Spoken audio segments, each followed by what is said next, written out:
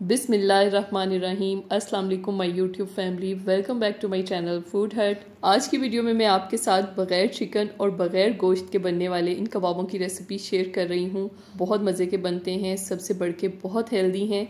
आप इन्हें बच्चों को बना के दे सकते हैं, लंच बॉक्स के लिए बहुत ही अच्छी रेसिपी है, चाय के साथ सर्व कर सकते हैं। तो आइए इन कबाबों को बनाना शुरू करते हैं। इसके लिए यहाँ पर मैंने एक पैन में 1 टेबलस्पून ऑयल लिया है, ज़्यादा ऑयल की ज़रूरत नहीं है। इसमें 2 मीडियम साइज़ के प्याज कद्दूकश करके डाल देंगे या फिर आप चॉप करके भी डाल सकते हैं। 1 बड़े साइज़ की गाजर ली है मैंने, उसे भी कद्दूकश कर लिया है, वो भी इसमें डाल दी है। 2 छोटे साइज़ के आलू या फिर 1 बड़े साइज़ का आलू, उसे भी छील कर कद्दूकश कर लेंगे, वो भी इसमें शामिल कर देंगे। और साथ ही इसमें डालेंगे 1 कप कद्दूकश की हुई बंद गोभी। अब इन तमाम चीज़ों को अच्छे तरीके से फ्राई कर लेंगे। फ्लेम को यहाँ पर मैंने हाई रखा हुआ है। इसे तकरीबन 5 मिनट तक फ्राई करेंगे ताकि इसमें मौजूद पानी अच्छे तरीके से खुश्क हो जाए। यहाँ पर सब्जियाँ मुझे कुछ ज़्यादा लग रही थी, पैन छोटा था, इसलिए मैंने इसे बड़े पैन में शिफ्ट कर लिया है। अब फ्लेम को हाई करके सब्जियों का पानी अच्छे तरीके से खुश्क कर लेंगे, साथ साथ चम्मच भी चलाते रहेंगे ताकि ये नीचे ना लगें। सब्जियों का पानी बहुत अच्छे तरीके से खुश्क हो चुका है। फ्लेम का आपने ख़ास तौर पे ख्याल रखना है कि हाई फ्लेम पे आपने इसको पकाना है। अब इसे बाउल में डाल के ठंडा होने के लिए रख दूंगी। सब्जियों को इस तरह से फैला के रखेंगे ताकि इसमें से हीट निकल जाए और अच्छे तरीके से ये ठंडी हो जाए। जितनी देर में ये सब्जियां अच्छे तरीके से ठंडी होंगी उतनी देर में हम कुछ और काम कर लेते हैं। चलते हैं नेक्स्ट स्टेप की तरफ। यहाँ पर मैंने मसूर की दाल ली है, तकरीबन 1 कप ये दाल थी। मेजरिंग कप की मदद से आपने पैमाइश कर लेनी है। अगर आपके पास मेजरिंग कप नहीं है तो आप घर में मौजूद मीडियम साइज़ के कप से भी पैमाइश कर सकते हैं। इसको मैंने 1 घंटे के लिए धो के भिगो लिया था।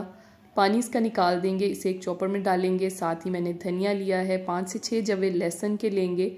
इन तमाम चीज़ों को अच्छे तरीके से चॉप कर लेंगे। दाल अच्छे से भीगी होगी तो पीसने में भी आसानी होगी। दाल को बहुत अच्छे तरीके से बिल्कुल बारीक पीस लेना है ताकि कबाब बनाने में आसानी हो और इसकी अच्छी सी बाइंडिंग भी हो जाए। ये देखें आप, यहाँ पर ये बहुत अच्छे तरीके से पिस चुकी है, ये देखें। बस अब हम इसे निकाल लेंगे। जो सब्जियां हमने ठंडी करने के लिए रखी थी, दाल को उसी बाउल में डाल देंगे। आपने इसे चम्मच की मदद से मिक्स नहीं करना है, हाथों की मदद से अच्छे से मसल के आपने इसको मिक्स करना है ताकि कबाबों की बहुत अच्छी बाइंडिंग हो। आपने बहुत तरह के कबाब खाए होंगे, चिकन के, गोश्त के, आलू के कबाब।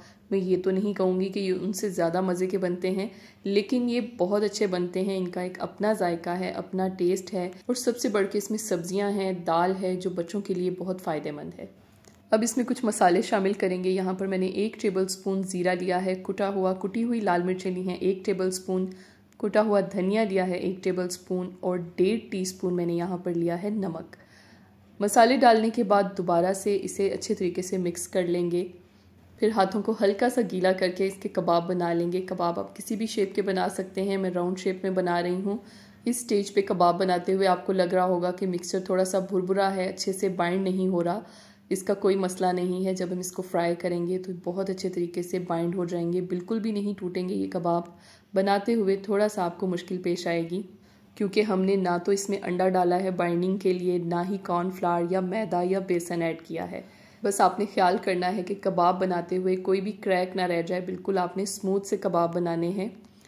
अब इन कबाबों को हमने डीप फ्राई नहीं करना है, इस तरह से तवे पे या फिर फ्राई पैन में हल्का सा ऑयल डालना है, या जितने ऑयल की हमें ज़रूरत होगी उतना हम ऑयल इस्तेमाल करेंगे।